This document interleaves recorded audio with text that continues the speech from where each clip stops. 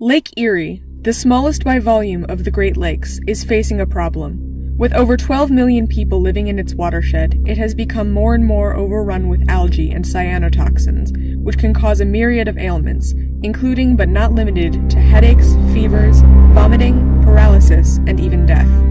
Because over 11 million people get their drinking and household water from Lake Erie, the prevalence of cyanotoxins have caused temporary moratoriums on the consumption of tap water in cities such as Toledo, such as happened in August of 2014. Cyanotoxins and algae blooms can also negatively impact marine life in the lakes. In a process called eutrophication, algae blooms produce excess amounts of oxygen as they grow in size, drastically disrupting the aquatic atmosphere.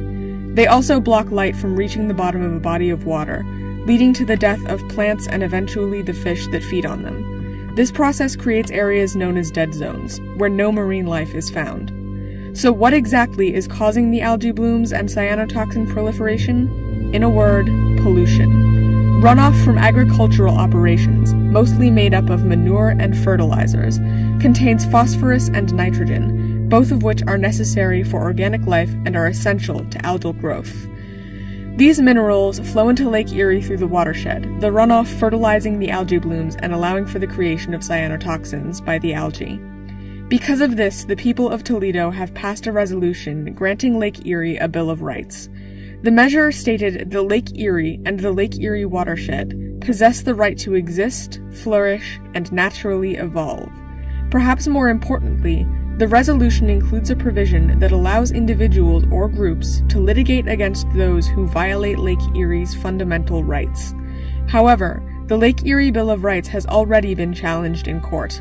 As of March 13, 2019, the Drews Farm Partnership has filed a lawsuit against the Lake Erie Bill of Rights, claiming that it is beyond the authority of the City of Toledo and that the Bill of Rights violates the Equal Protections Clause of the 14th Amendment.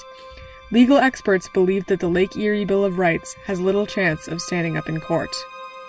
Despite these challenges, it is our duty to care for God's creation, to give back to the earth which sustains us.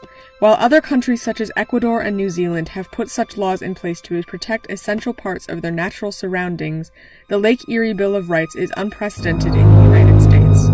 Never before has a feature of the natural environment been given the rights of personhood, including the right to sue on its behalf. In the United States, corporations are treated as people under the law. Given this, it seems only fair that features of the natural environment, which were here long before humans were and which we rely upon, are granted these same legal rights and privileges.